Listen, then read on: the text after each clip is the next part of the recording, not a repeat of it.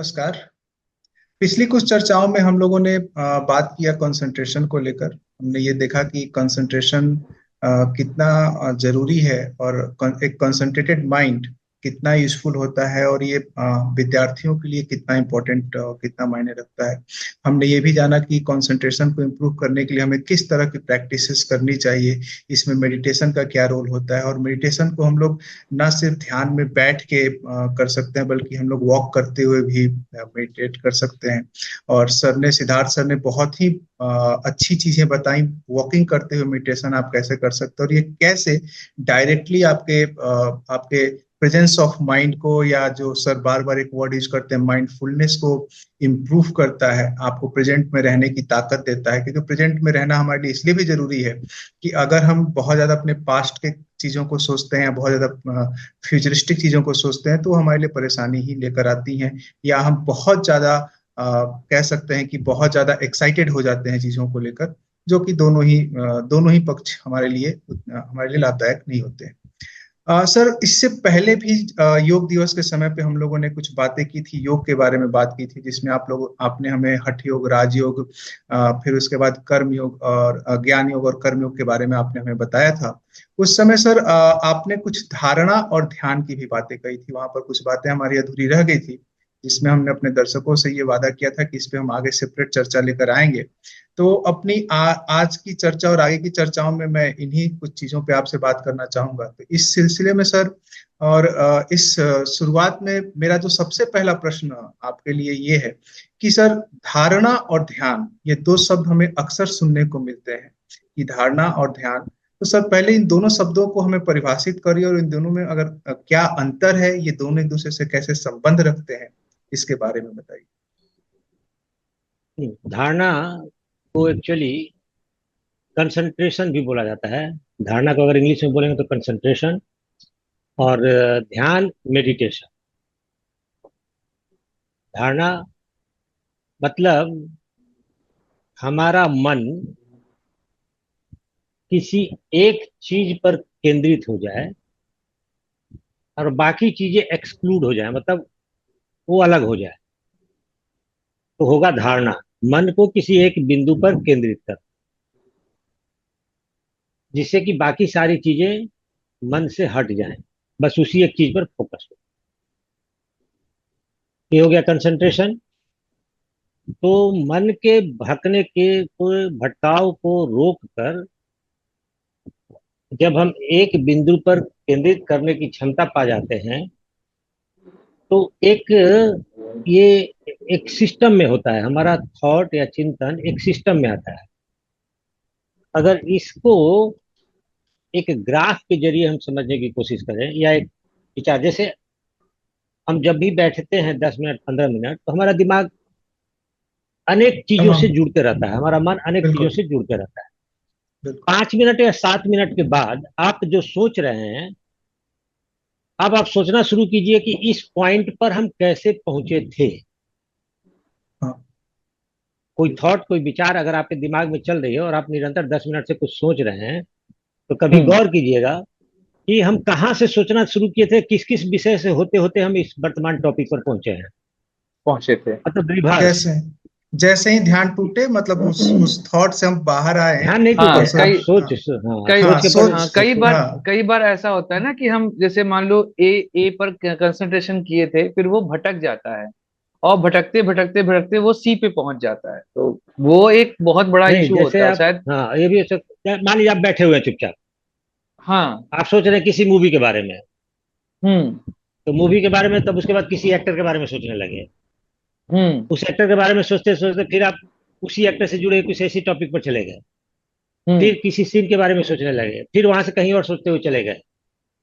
और जब वापस आप सोचना शुरू कीजिए कि यहाँ पर हम कहाँ से सोचते सोचते आए हैं, जी। तो हम्म। आप अपने सोच, अपने थॉट की श्रृंखला नहीं बना पाएंगे। हम्म।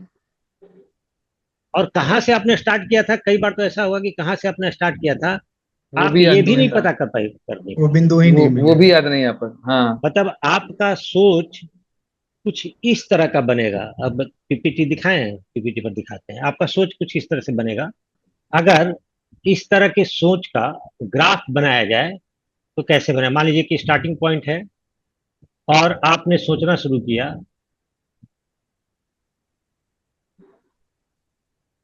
थोड़ी देर के बाद आप सोचते सोचते सोचते मान लीजिए कि यहां पर पहुंच गए।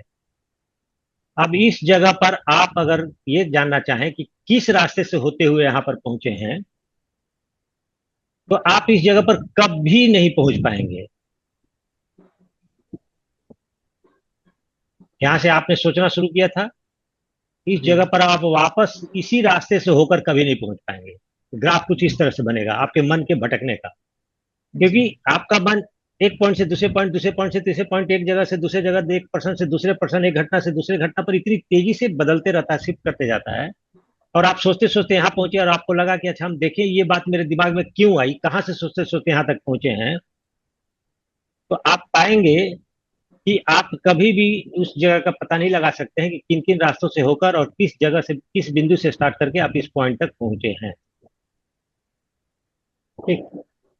लेकिन जैसे आप कंसंट्रेशन का अभ्यास स्टार्ट करते हैं, धारणा का अभ्यास स्टार्ट करते हैं, तो आपका सोच किस तरह का होगा, अगर उसका ग्राफ बनाया जाए, उसकी आकृति बनाया जाए तो कैसे बनेगी। हाँ, अब अगर हम एक सिस्टम से सोचना शुरू करें, तो देखिए अगर आपने प्रैक्टिस करना शुरू किया तो आप कुछ दिन के बाद गौर करेंगे कि आप एक डायरेक्शन में सोचना शुरू किए, आपका मन भटक गया, फिर वापस आए, फिर सोचना शुरू किए, फिर आपका मन भटका, फिर वापस अपने मेन टॉपिक पर आए, फिर आप आगे बढ़े, फिर आपका मन भटका, फिर आपका वापस, मतलब अब एक सिस्टम दिखाई देगा, मन का भटकना, मन का वापस आना। मतलब मोस्ट ऑफ द टाइम आप ये तय कर पाएंगे कि आप इस बिंदु से स्टार्ट किए थे और भटक तो रहे हैं, लेकिन ये आप इस लाइन पर बने हुए हैं। भटकना कंप्लीट बंद नहीं हो जाएगा, तो बहुत समय के बाद ऐसा होगा कि आपका मन भटकना बंद हो जाएगा और एक ही लाइन पर चलते रहेगा। तो जब मन इस स्टेज में आ जाता है कि आपका भटकना नियंत्रित हो गया, तो बोला जाएगा कि कंसंट्रेशन के फील्ड में आप में इंप्रूवमेंट आ गया। हो सकता है कि इसमें और ब्रांच भी निकले, जैसे यहाँ से आप यहाँ पर आए भटकते हुए, फिर यहाँ से एक ब्रांच निकल गया, लेकिन वापस आपको आने में परेशानी नहीं होगी। आप कहाँ से आप स्टार्ट किए थे, आप तुरंत वहां पर आ जाएंगे। तो मेन स्ट्रीम ब्रांचेज तो लाइन में बने हम हुए, आ सकते हैं। हाँ, लेकिन जहां पर इसके पहले जो मैंने बनाया था, किस तरह से भटक रहे हैं, कहाँ जा रहे हैं, कोई तारतम्य नहीं है, कोई सिलसिला कोई नहीं है। डायरेक्शन ही नहीं है। हाँ, कोई सिलसिला नहीं है। अब यहाँ पर एक सिलसिला बन जाएगा, और इसका मतलब हुआ कि आपका मन के भटकने पर कुछ कुछ नियंत्रण होने लगा। ठीक है। ब्रीदिंग के साथ मैंने बताया भी, आप लोग अगर ब्रीदिंग का स्टार्ट करते हैं, काउंट करना अपने श्वास को, तो पहली बार में हो सकता है कि 7 बार काउंट किए, मन भटक गया, फिर आप दोबारा 7 से काउंट करना स्टार्ट करते हैं, फिर आप 15 तक गए, मन भटक गया। तो बार बार फिर जब ये अभ्यास करते रहेंगे तो होगा क्या कि जो 7 बार श्वास लेने और छोड़ने में भटका था, वो धीरे धीरे बढ़ते हुए 15 मिनट तक, 15 बार चला जाएगा, फिर ये 20 बार चला जाएगा। इसका मतलब क्या हुआ कि मन के भटकने पर थोड़ा सा कंट्रोल आपका हो गया। तो ये आपका कंसंट्रेशन के अभ्यास करने पर इस तरह की कुछ स्थिति बनेगी। एक सिस्टम में आपका मन के भटकने की प्रक्रिया जो होगी, एक सिस्टम में आ जाएगी, तो भटकना वापस आना, भटकना वापस आना कंट्रोल में आ जाएगा। तो वॉकिंग के दौरान भी जो हमने अभ्यास बताए हैं, अगर आप वो काम करते हैं तो इससे भी कंट्रोल में आएगा, है ना। और इसके बहुत सारे मतलब कंसंट्रेशन का अभ्यास करने के बहुत सारे तरीके हैं, और इसको 2 भाग में मेन रखा गया है। तो बाहर किसी वस्तु पर कंसंट्रेट कीजिए, या अपने अंदर, श्वास पे। हाँ, श्वास पर कंसंट्रेट कीजिए, अपने बॉडी पर करिए, अपने अंदर के किसी चीज पर कंसंट्रेट कीजिए, अपने थॉट पर कंसंट्रेट कीजिए। तो ये क्या होता है कि मन आपका धीरे धीरे भटकने की जो प्रक्रिया है वो धीरे धीरे नियंत्रित होने लगती है। ये कंसंट्रेशन का अभ्यास जब कुछ दिनों तक होता है और कुछ आप इस फील्ड में आगे जाते हैं, तब आता है मेडिटेशन या ध्यान। ध्यान के दौरान आप किसी एक विषय से आपका मन जुड़ जाता है, एक विषय, एक चिंता, एक चिंतन से, एक थॉट से, या एक आइडिया से आपका दिमाग जुड़ गया और लगातार उससे जुड़ा हुआ है। और जुड़ने का मतलब ये हुआ कि आप उस अपने थॉट को, या जिस जो बात आपके दिमाग में चल रही है, उसके बारे में नॉलेज लेना चाह रहे हैं, कुछ जानना चाह रहे हैं, इंक्वायरी करना चाह रहे हैं। जैसे मैंने एक वीडियो में कहा भी था कि अपने मन के अंदर जाकर अपने प्रश्नों के जवाब पाना, हम्म। जी। ये एक कला है, एक आर्ट है, और ये मेडिटेशन से पाई जा सकती है। क्योंकि आपका मन, और हमने एग्जाम्पल में डिस्कस किया था, बहुत सारे एग्जाम्पल डिस्कस किए थे, उसमें एक आर्किमिडीज का था, जी। हाँ, न्यूटन का था। न्यूटन का था, गौतम बुद्ध का था। तो आर्किमिडीज के, जैसे आर्किमिडीज के सामने एक प्रश्न आया कि ऐसा क्यों, मतलब सोने के अंदर से सॉरी, मुकुट के अंदर से कितने सोने की चोरी की उनकी गई है, चोरी इसका की। पता कैसे लगाए। तो वो अब इस प्रश्न का जवाब पाने के लिए अब उसके साथ जुड़ गया उसका जुड़ मन। गया। अब कुछ भी काम कर रहा है, लेकिन वो बाकी सारे काम क्वेश्चन, वो कर रहा है, लेकिन वो प्रश्न बाकी हमेशा सारे काम दिमाग वो कर रहा है, लेकिन वो प्रश्न उसके दिमाग में चल रहा चल रहा है। है ना, वो प्रश्न उसके दिमाग में चल रहा है, क्या जवाब होगा। और उसके दिमाग ने उस प्रश्न का जवाब दिया भी। तो कभी भी किसी किसी साइंटिस्ट को सपने में अपने प्रश्न का जवाब मिलता है ना, बहुत सी कहानी आप लोगों ने पढ़ी होगी। आम आम जीवन में भी ऐसा होता है सर, कई बार कई हाँ विद्यार्थियों ने हाँ ऐसा हाँ बोला है कि सर मैं सोया हुआ था, अचानक से मेरे ध्यान में ये सवाल आ गया, और मैं सोए में ही उस क्वेश्चन को सॉल्व किया, और उठ के उसने क्वेश्चन को सॉल्व किया। तो कई बार ऐसा लोगों के साथ आम जीवन हाँ में हाँ भी होता एकदम। है, जिसे लोग ये मान लेते हैं कि ये संजोग से ऐसा हो गया, ये शायद ऐसा हो गया। लेकिन कहीं ना कहीं ये बात है जो आप बोल रहे हैं कि वो उस प्रश्न से आप इतने ज्यादा जुड़ गए होते हैं कि आपका मन, आपका पूरा माइंड उस प्रश्न के जवाब के लिए ही ये रहता है, लगा रहता है। देखिए, संजोग लोग बोल देते हैं, लेकिन हम, मेरा अपना मानना है कि संजोग टाइप की दुनिया में कुछ भी संजोग से नहीं होता। हर चीज के पीछे कोई ना कोई नियम काम कर रहा है, कोई कोई ना कारण, कोई लॉ काम कोई कर ना रहा है, कोई कारण है। कोई ना कोई कारण है। लेकिन हम उस नियम को नहीं समझ पाते, उस लॉ को नहीं समझ पाते, उस कारण को नहीं समझ पाते, तो हम उसको संजोग नाम दे देते हैं। जी। हम्म। लेकिन कुछ ना कुछ नियम जरूर उसके पीछे काम कर रहा है, मेरा अपना मानना है। तो उन प्रश्नों के जवाब मिलते हैं। देखिए, मैं एक अपना एग्जांपल देता हूँ अपने जीवन का। बचपन में हम लोग गर्मियों की छुट्टी में अपने गांव पर जाते थे। हम लोग का तो वही हिल स्टेशन था, सब कुछ था, मिडिल क्लास फैमिली में। जी। गर्मियों की छुट्टी में गांव जाना, और जो लोग गांव पे रहते हैं वो नाना नानी के यहाँ जाते हैं। तो हम गांव पर जाते थे हम लोग, और मेरे घर से जैसे हम बाहर निकलते थे, तो घर से बाहर निकलने पर दरवाजे के सामने एक कुत्ता सोया रहता था। उस कुत्ते से मुझे बहुत चिढ़ होती थी। मैं उसको पसंद नहीं करता था, घर के सामने सोया रहता था। और वो इसलिए पड़ा रहता था कि मेरे दादाजी जब भी कुछ खाते होते थे, खाना वाना खाते थे, तो जरूर उसके लिए कुछ बचा कर लाते थे, उसको दे देते थे। उनका नियम था। और उसी के चलते दरवाजे के पास पड़ा हुआ रहता था। लेकिन मुझे उससे चिढ़ थी कि यही दरवाजे के सामने क्यों पड़ा रहता है, बैठा रहता है। तो शाम को मैं जब घर से बाहर निकलता था खेलने जाने के लिए, तो मैं सोचता था कि कुत्ता सोया हुआ है, मैं उसके बगल से निकलूंगा और उसे जोर से हिट करूंगा अपने पैर से, हम्म। उसको किक मारूंगा। तो मैं अपना चेहरा दूसरी तरफ करके और बड़ी इनोसेंट होकर एकदम आराम से निकलता था कि वो भागे नहीं। लेकिन जैसे मैं उसके पास पहुंचता था, उसके पहले उठ के भाग जाता था।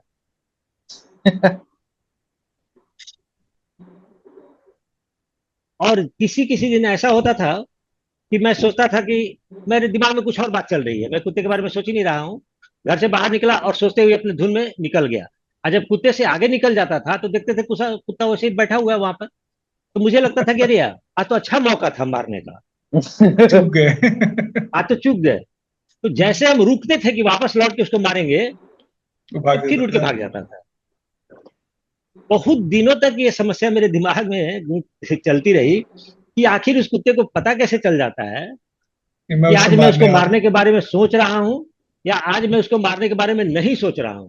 नहीं मैं सोच रहा सिर्फ हूँ। सोच रहा हूं। जबकि मैं अपने एक्शन से पूरी तरह से दिखाने की कोशिश करता था कि मैं तुमको इग्नोर कर रहा हूं, ताकि मैं उसके करीब पहुंचकर उसे एक किक मार सकूं। कभी नहीं मार पाया। तो इस सवाल का जवाब बहुत दिनों के बाद मुझे मिला, और यह भी मुझे मिला यही विवेकानंद जी की किताब से ही इस प्रश्न का जवाब मुझे मिला, जिसमें उन्होंने लिखा है कि विचार एक ऊर्जा है, और हम अपने दिमाग से विचारों, जिस तरह का विचार अपने दिमाग में लाते हैं वैसी ऊर्जा दिमाग से निकलकर ट्रांसमिट होती है। हम्म। और हर इंसान एक ट्रांसमीटर है और एक रिसीवर भी है। जी। अपने विचारों को, अपने भावनाओं को ट्रांसमिट करता है, और दूसरे की विचारों और भावनाओं को रिसीव करता है। रिसीव करता हूँ। आप लोगों ने गौर किया होगा कि कभी कभी कोई इंसान ऐसा दिखाई देता है जिसने कभी भी आपका नुकसान नहीं किया है, लेकिन फिर भी वो इंसान आपको अच्छा नहीं लगता होगा। हाँ। आपका कभी नुकसान नहीं किया बिल्कुल। उसने, आपका बिल्कुल। कभी उसने कोई नुकसान नहीं किया, फिर भी वो आपको अच्छा नहीं लगेगा। अच्छा नहीं और लगता। कभी कभी ऐसे भी इंसान आपको मिलते हैं जिसने कभी आपकी भलाई नहीं की होगी, और वो नहीं, लेकिन आपको आपको फिर भी पसंद आता है आपको वो। पसंद आता है। पसंद आएगा। मतलब ऐसा नहीं कि उससे घृणा या नहीं, नफरत जैसा होगा। कुछ नहीं, नहीं, आप नहीं, पसंद आपको आएगा, कोई आपको रिलेशन अच्छा लगेगा। पसंद आएगा। आपको, आपको अच्छा हाँ, लगेगा। हाँ। आपका हम्म। जिसने आपकी कभी कोई भलाई नहीं की और फिर भी आपको पसंद आएगा, घृणा नफरत की तो बात ही नहीं है। हाँ। और जिसने आपकी कभी बुराई नहीं की है, कभी कभी उसको भी आपको देखना अच्छा नहीं लगेगा, आपको उससे चिढ़ होगी। तो उन्होंने बड़ी बढ़िया से इसको एक्सप्लेन किया है कि ऐसा होता क्यों है। तो अब यहाँ पर एक थोड़ा सा साइंस समझिए। दिग्विजय के शर्ट का कलर क्या है? ब्लू। हाँ, क्यों ब्लू है? क्योंकि वो वही केवल तरंग जो है अवशोषित हो रही, मतलब रिफ्लेक्ट बैक हो रही है, बाकी अवशोषित हो जा रही है। हाँ, क्लियर बात। क्योंकि वो ब्लू कलर को उसका शर्ट एब्जॉर्ब कर रहा है, बाकी को नहीं, बाकी वापस को कर दे रहा है। सबको एब्जॉर्ब कर रहा है, बाकी केवल ब्लू को। नहीं, सॉरी, ब्लू। बाकी को हाँ, एब्जॉर्ब कर रहा है, ब्लू को रिफ्लेक्ट कर रहा जी। ब्लू है। रिफ्लेक्ट एक कर दे कलर, रहा है। हाँ, 7 कलर अगर मान के चलिए, रेनबो के 7 कलर्स हैं या जो भी कलर्स है, उनमें से एक को वो ट्रांसमिट कर रहा है, जी। बाकी को हम्म। एब्जॉर्ब कर लिया। एब्जॉर्ब कर। तो जो इंसान हमको बुरा लगता है, वो हमारी बुराई को रिफ्लेक्ट कर रहा है। हम्म। मतलब हमारे अंदर से कोई अगर बुरा भाव है निकल, क्योंकि मनुष्य के अंदर भी बहुत तरह की भावनाएं होती हैं, बिल्कुल। तो अगर हमारे अंदर की कोई बुराई है तो वो उसको रिफ्लेक्ट कर रहा है, और जो आदमी हमारी बुराई को रिफ्लेक्ट कर रहा है वो हमको अच्छा नहीं लगेगा। बिल्कुल। तो वो आईना आपको अच्छा नहीं लगेगा ना जो आपको सुंदर नहीं दिखाता है, जो आईना आपको सुंदर दिखाएगा वो ज्यादा अच्छा लगेगा। जी। जबकि वास्तविकता क्या है कि अगर हम पूरी। सुंदर हैं तो आईना सुंदर दिखाएगा। हम्म। बिल्कुल। एक है ना शायर की सारी उम्र ही काम करते रहे, क्या धूल चेहरे पर थी, आईना साफ करते रहे। साफ आईना करते साफ रहे। करते रहे। तो कोई व्यक्ति अगर हमको नहीं पसंद आ रहा है, इसका मतलब क्या हुआ कि वो हमारे, वो हमारा रिफ्लेक्शन। हाँ, हमारे, और कोई हमको अगर पसंद आ रहा है, हमारी वो हमारा भी हमारा हमारे। कभी उसने भलाई नहीं किया है, तो इसका मतलब क्या, वो हमारी अच्छाई को रिफ्लेक्ट कर रहा है। इस पर हम्म। मीम्स भी बहुत सारे हैं कि अगर कोई आदमी हमको अच्छा लग रहा है, इसका मतलब ये नहीं है कि वो वो अच्छा अच्छा है, है, इसका मतलब हम है कि अच्छे हम हैं। अच्छे हैं, क्योंकि हाँ। हमारी अच्छाई को रिफ्लेक्ट कर रहा है। तो इसका अपोजिट भी सही है, जो हमारी बुराई को रिफ्लेक्ट करेगा वो हमको बुरा लगेगा। लेकिन और इस चीज को हम लोग छोड़ देते हैं। सन्यासी या योगी उसको मैक्सिमम कुछ। लोग को अच्छे लगते हैं। हाँ। स्वामी विवेकानंद को नापसंद करने वाला शायद ही कोई इंसान होगा दुनिया। बिल्कुल। तो वो लोग क्या करते हैं, सबके बुराइयों को एब्जॉर्ब करते हैं, सिर्फ अच्छाइयों को रिफ्लेक्ट करते हैं, सबको अच्छा हम्म। लगेगा। अब इस पर तुलसीदास की भी एक कविता है, चौपाई है रामायण में, जाकी रही भावना जैसी। जैसे हरी मूरत तो वो सूरत तुम से। देखी वैसी। हाँ, प्रभु मूरत। आज मतलब क्या हुआ, जिसकी जैसी भावना है वही वहां से रिफ्लेक्ट होके आ रहा है।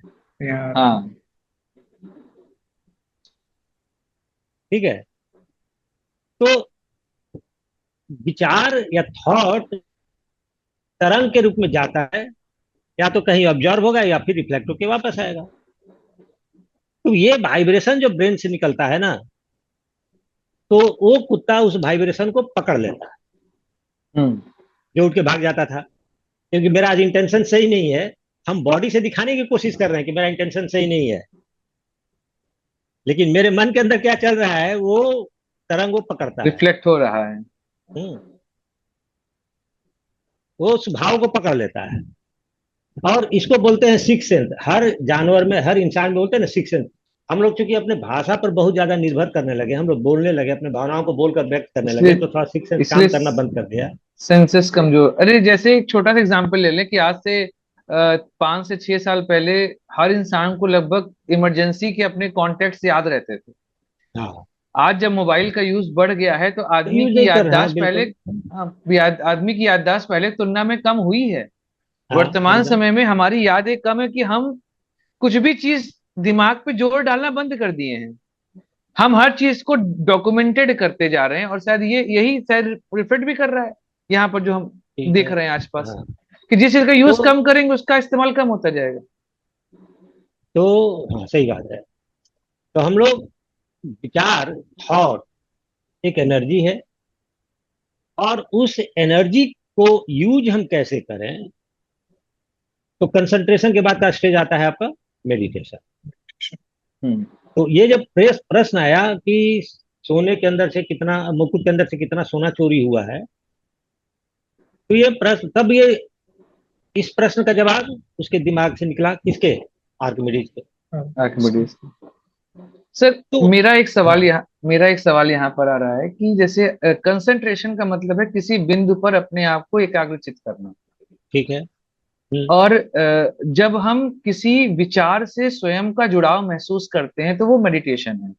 हम्म, तो क्या मेडिटेशन के समय विचार ना आए? ऐसा भी होता है कि हम एकदम कंप्लीट ब्लैंक हैं और हमारे दिमाग में कुछ भी नहीं चल रहा, ना विचार और ना अविचार, वो ब्लैंक है, क्या वो भी मेडिटेशन का पार्ट है या ऐसा नहीं हो सकता है? नहीं, आपके नहीं हो दिमाग में सकता। विचार आएंगे? नहीं, विचार आपके दिमाग में नहीं आए, ये नहीं हो हम्म सकता। ये मतलब ये आपके दिमाग नहीं, में आपके जब दिमाग में विचारों से आप जुड़ जाओ। आप जब तक अलाइव हैं, हम्म कोई ना कोई विचार आते ही रहेंगे। आपके दिमाग में विचार आते रहेगा, जैसे नॉर्मली कभी विचार कभी, चलते जैसे रहेंगे। मैं अपना एक्सपीरियंस बता रहा हूँ, कभी कभी ऐसा लगता है कि जैसे खोया हुआ है व्यक्ति। जैसे मैं अपने आप को बोलूं कि मैं खोया हुआ हूँ और मुझे याद भी नहीं मैं किस चीज में खोया हूं, तो वो कैसी स्थिति मानी जाए फिर? नहीं, वो उसको, इसको भी एक्सप्लेन किया है स्वामी विवेकानंद जी ने अपनी बुक में, इसको भी किया है कि अचानक कोई ऐसा हादसा हो जाता है कि आदमी इतना ज्यादा मतलब स्तब्ध हो जाता है कि वो कुछ बोल नहीं पाता है, एकदम मतलब शांत चित्त चेतना होकर शून्य। चेतना शून्य हो जाता है। मतलब बेहोश नहीं हुआ है, हम्म लेकिन कोई एक्सप्रेशन नहीं है, किसी तरह का भाव नहीं है, स्तब्ध है बिल्कुल। तो उन्होंने लिखा, इसका मतलब ये नहीं कि वो सन्यासी, मतलब कि वो ध्यान की अवस्था में चला गया। हाँ। ठीक है। मन को, या मन के विचार को नियंत्रित कर लेना, ये हम्म ध्यान। ये हुआ ध्यान। आप किसी एक और किस, विचार के साथ, किसी एक थॉट के साथ अगर अपने आप को कनेक्ट कर पाते हैं तो ये हाँ ध्यान। हाँ। हम्म सर और उसका एक जी। पर्पस भी हुआ ना, एक उसका हम्म, पर्पस हुआ। अगर हम अपने विचार को रोक देते हैं तो हमारा मतलब क्या, पर्पस क्या हुआ? कुछ नहीं है। हम कोई भी अगर हम काम करेंगे तो हमारे सामने एक उद्देश्य, एक एम होना चाहिए, एक हम्म गोल होना चाहिए। तो विचार को बिल्कुल रोक देना, कि हमारे दिमाग में कोई विचार आए ही नहीं, ये हम्म संभव नहीं। तो उसका पर्पस क्या हुआ? हम विचार को रोक के क्या करेंगे? तो विचार जड़ हो शून्यता जाएगा ना है, आदमी, जड़ हो जाएगा। जड़ हो यहाँ जाएगा पर ना। एक और, हाँ, एक और मेरा सवाल है कि जैसे किसी विषय पर दिमाग, अपने मन को केंद्रित करना, कंसंट्रेशन है। जुड़ाव का सेंस थोड़ा सा क्लियर नहीं हुआ ओ, है कि जुड़ाव जुड़ाव, का जुड़ाव सेंस हो क्या क्या जाएगा। है? जिसे किसी प्रश्न का हम जवाब खोज रहे हैं, हम्म तो मेरा मन किससे जुड़ गया? उस प्रश्न से। हम्म यहाँ जुड़ाव का मतलब लगाव नहीं हुआ, हम्म। जुड़ाव का मतलब यहाँ पर हुआ उस क्वेश्चन का कनेक्ट होना, एक्सेप्टेंस अपने कनेक्ट होना। कनेक्ट होना, अच्छा। है ना। जुड़ाव का मतलब लगाव नहीं है,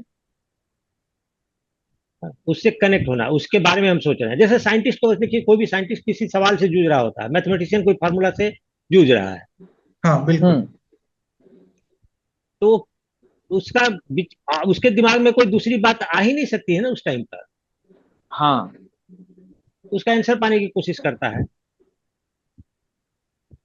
ठीक है, तो मन को इतना ज्यादा पावरफुल बना दीजिए कि कि बाकी जिस विषय से, हाँ, जो जो बाकी जो विषयों को हम जो छोड़ के चाहें, एक विषय पर हम चलें, एक विषय हाँ, की तरफ हम चलें। मतलब एक तो एक धारा प्रवाह या एक धारा, एक रेखीय प्रवाह की तरफ हम चले, रेदर हाँ देन हाँ, हम वो कई तो सारे एकदम। ब्रांचेस। जिगजैग तो फॉर्म में चलते रहे। आपकी बातों को अगर मैं दो चीजों पे समराइज करूं, अगर मैं गलत हूं तो मुझे सही करिएगा सर, कि कंसंट्रेशन वो हुआ कि आप किसी एक बिंदु के ऊपर अपने आप को लेकर रखे। जैसे कि अगर आप कंसंट्रेट कर रहे हैं तो आप अपने सांस को देख रहे हैं, अगर ब्रीदिंग एक्सरसाइज कर रहे हैं, या फिर आप अपने बॉडी किसी पार्ट को या फिर किसी चीज को देख के कंसंट्रेशन में अपने हैं। और मेडिटेशन का मतलब ये हुआ कि आप अगर किसी किसी विचार में हैं, किसी एक विचार पर अपने आप को आपने पूरी तरह से वहां पे समर्पित कर रखा है। आपके साथ कोई प्रश्न है, आपके पास कोई प्रश्न है या कोई समस्या है या कुछ कुछ भी ऐसा, जैसे आप किसी के किसी भी चीज बारे का में जवाब सोच पाना रहे हैं, चाहते किसी हैं। के बारे में आप सोच रहे हैं, आप आप भगवान के बारे में सोच रहे हैं, इंसान के बारे में सोच रहे हैं, कोई समस्या के बारे में सोच रहे हैं, आप उस समय अपने आप को सिर्फ उसी चीज से जोड़ कर रखे हुए हैं। बाकी चीज आपके आसपास नहीं है, आपके थॉट में नहीं है।